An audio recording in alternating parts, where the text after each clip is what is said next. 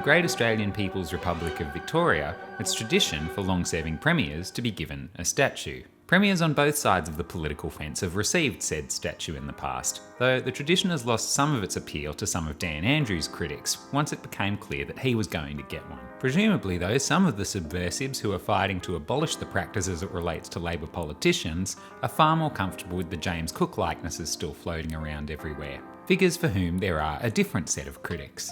Ultimately though, a statue of James Cook and a statue of Daniel Andrews are two sides of the same coin. They both go to the decisions we make about how we use public space to connect across generations, to the customs, beliefs and norms we want to communicate through time, to the different ways that we connect with place. For every statue of a colonial administrator floating around the Botanic Gardens, there's now an abstract, prefabricated steel structure floating around a recent urban renewal site. There's a sculpture or a mural, a council-funded performance piece, a projection on a building. And each city has its own strange mishmash of public art which has evolved over time, with each component eliciting varying degrees of hatred, approval or indifference. You can be a fan of the Yellow Peril in Southbank without necessarily saluting the Gateway to Melbourne, aka the CityLink cheese stick. But the same whole complete package is what we all receive, whether willingly or under duress. And because of this, public art is always political. Some very boring people seem to want as little public art as possible. They point to the costs around commissioning it and maintaining it,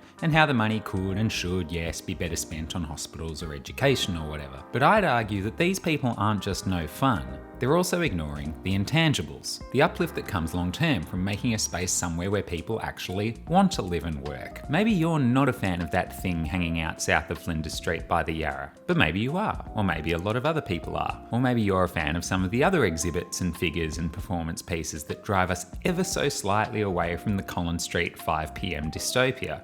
This is a world without public art. So maybe, even when you have to take the bad with the good, it's still a reasonable trade-off. Personally, I think Cow Up a Tree is really going to pay off for Melbourne's Docklands, and might even already be working. Cow Up a Tree might have reduced the Docklands apartment vacancy rate down from 98% to 96% or so. And looking at all of this stuff, I think we can say pretty clearly that public art has a lot of latitude. And from what I can see, this is particularly true in Australia. Australia's home to the oldest known continuous civilization in the world, but we have no centuries-old buildings or paved medieval avenues floating around our urban centres. If I ask you to describe the first thing that pops into your mind when I say Renaissance art, it's probably going to be something like this, or like this, or like this. Very pretty, very opulent, very impressive, but it's not like the parameters on any of this stuff are still shifting. They kind of stopped shifting a few centuries ago. But if I ask you to describe Australian art, your answer is probably going to be different from every single other person that I ask. It could be this, it could be this, or it could be this or this.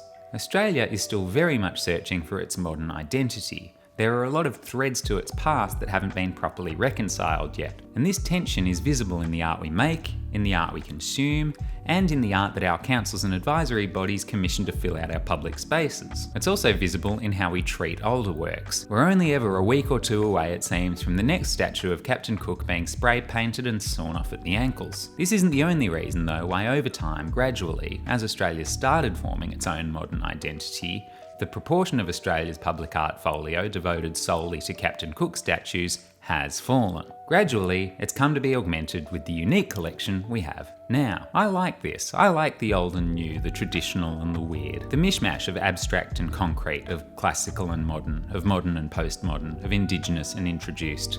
It's an accurate representation of the country. It's just like how you can't define Australian food as one thing. It's shifting and evolving, and mostly for the better. I made a piece a while ago about just how shocking Australian food in the 70s was, but that's not the world we live in now. The world we live in now has some of the best coffee and pastry in the world, and a restaurant scene which reflects the overlapping waves of multicultural immigration which has occurred between World War II and now. Modern Australian cuisine is unique in that it's not necessarily influenced by Mediterranean cuisine in some spots and Northern European in others, and South or East or Southeast Asian in others again.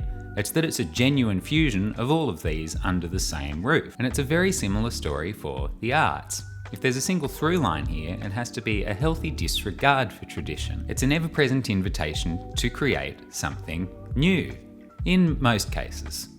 Not necessarily in all of them. There's one time-honoured Australian public art tradition that just won't die. the commissioning of enormous novelty sculptures to sit on the outskirts of nearly every regional town close to a freeway turnoff. Australia is now home to more than 150 big things. You can probably name a few, but the list goes well beyond the big banana, the big koala, or Tamworth's big golden guitar. It's now a time-honoured tradition to cross off as many of these as you possibly can on your Australian road trip, from the big boxing crocodile to the big beer can, and from the big cricket wickets to my personal favourite in Robertson, New South Wales, the big potato. These things are everywhere. People track them and make websites with lists of them. Some of them do drop off over time, and some for very good reason. It's now becoming an iron law of history that no statue of Captain Cook is safe. But in the case of the big Captain Cook statue in Cairns, I would probably argue that 2022 was the right time for removal, in no small part due to the very questionable salute. But this isn't a representative case in the broader big things canon.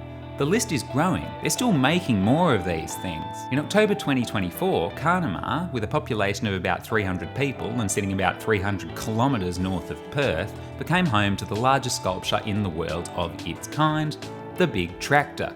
What on earth can we say about all of these kitsch roadside attractions? Why are they so ubiquitous? What do they, in their imposing presence across the pit stop towns of regional Australia, tell us about ourselves? I'd say that the reason they're so widely mocked is that the answer is probably not much. But that might also be why they're popular. Maybe they're not meant to tell us much. For a lot of them, you can kind of tell they've been hastily assembled. A lot of them look kind of funny, and they sit well outside the pantheon of works that make us deeply question or engage with our history. They don't ask us to deeply reflect on what came before or where we're going. They simply stand there and say, hello, welcome to the region. We have lots of barramundi. We have lots of avocados. We have lots of Bundy rum. So the pantheon of big things is going for something very different from a lot of the more challenging works that occupy our urban centres and our art galleries. But does that necessarily mean they're less valuable? And if so, what does that tell us about what we should be aiming to achieve with public art? Should we be judging public works purely on their ability to evoke deeper discussions about society and culture? Or is there also a place for the kitsch commercialism, for the big novelty sculptures intended to attract tourists and boost local economies, without necessarily triggering those highbrow conversations or cultural revelations? In my opinion, the most persuasive argument against this proliferation of big things is that there's often probably not enough effort made to truly integrate them into the landscape. At their worst, they do risk overwhelming and overshadowing the more subtle forms of public expression. But again, the fact that they don't do this is arguably why they're so successful. They're not reserved for the select few who get art. They embody a sense of fun and playfulness that makes them accessible to everyone. They democratise art and they deliver it in a non-pretentious setting. They turn what might otherwise be a simple road trip into a quasi-cultural experience. They posit that art can be both amusing and accessible, kind of like how Clifton Hills Art Deco McDonald's opened the Art Deco world to everyone in the neighbourhood searching for a Big Mac. Is this such a bad thing, really? The more I think about it and about how this phenomenon came about, the more fascinated I am by this weird collection of novelty sculptures scattered across the continent. And the most interesting thing about them is, in my opinion, how they interact with another Australian norm, one called tall poppy syndrome. Tall poppies are a widely accepted trope that Australians are abnormally wary of success, that Australians don't like the ostentatious, that we don't mind success per se, but we certainly don't want people wandering around flaunting it, that we're not like the Americans who unquestioningly celebrate everyone who goes out on a limb and just happens to strike a vein. Maybe it's Australia's egalitarian values, its convict stain, its unreconciled past, its larrikin archetype, its anti-authoritarianism, its mistrust of elites, no matter where they came from or where they're going, no matter whether they're really the elite at all or whether they're a pantomime of an elite. Okay, but what does all this have to do with big novelty structures in small country towns? Well, the answer is that the big things seem to be both simultaneously working for and against this tall poppy trope. On a spatial level, they're literally pushing back against it. The big merino is proud to be big, and so is the big penguin and the big barramundi. They're bold and unmissable. They're literally tall poppies, but they're communicating something different. They're saying something completely different about the accessibility of art for people who aren't part of an artistic elite. They open up the world of public art to everyone with a car and petrol money and a week or more of annual leave.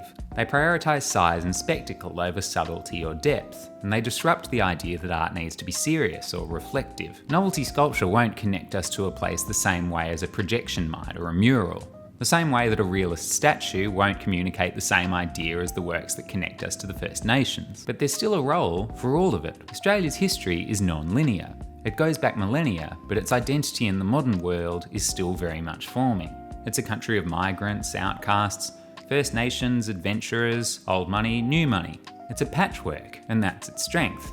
And it feels right to me, at least, that our public spaces echo this. It makes sense that they combine the traditional with the progressive, the novel with the opulent, the accessible with the sweeping and challenging. There's room for everything under this umbrella. There's room for every work, no matter where it sits on any of those spectrums. There's room for the kaleidoscopic projection, and there's room for the bronze statue. And in amongst it all, there's even room for the big potato.